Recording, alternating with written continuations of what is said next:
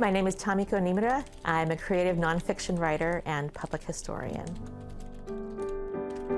My medium, you could say, truly is words. I have worked in online essays, newspaper articles, book reviews, biographies, oral histories, graphic novels, and things like museum exhibits and curriculum for schools.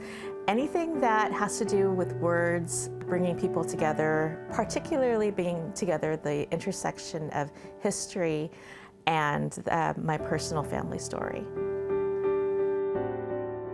I grew up with an extended family of particularly Filipino American and Japanese American family members.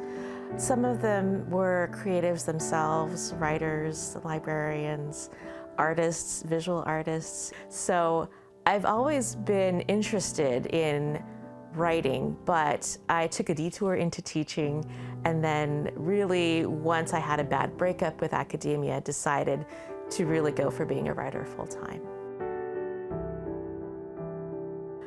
There are a couple of things that have influenced the direction of my work that I remain obsessed with, for good or for ill.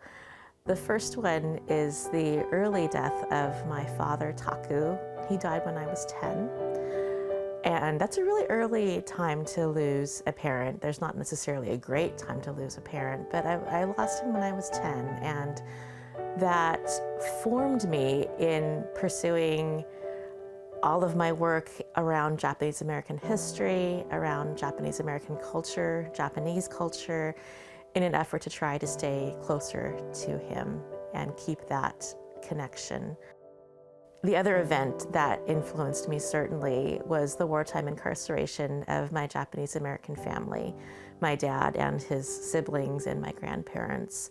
Those two events then, right, mean that these are events that I am working out different kinds of grief, different kinds of anger, different kinds of sources of strength and resilience.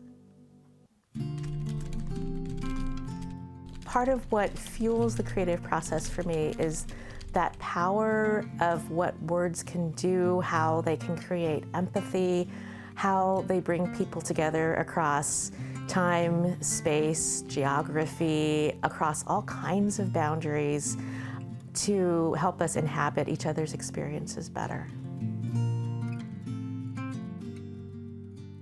I was always fascinated with the power of an image, and the power of an image and the power of a moment. And even when I work now, often what I will do is think of one moment that I want to build towards and work from there and work backwards. So I'm working on my third book right now, and I have a particular moment that I'm writing towards that will take a good couple hundred pages at least to get to. I wish I could say that there were some really easy tricks, right, or levers that I could pull, right, to bring people into the heart of my story or others' stories. But I do think that it begins with a certain amount of empathy, compassion, feeling into the story. Others might have different approaches, right, to bring people into stories. I was not trained as a journalist. I was not trained as a historian. I was trained in story, in the power of story. And any tricks, levers that I pull are because I've been immersed in those kinds of tricks for so long.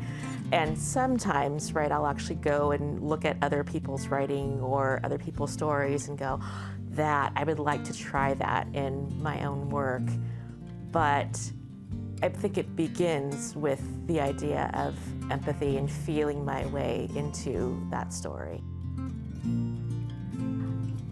A lot of what I do is rooted in the knowledge that I have a really nurturing community, a really nurturing family, and so much of what I do is to try and repay what they have given me and how they have nurtured me. And I hope that I will be able to continue to do that.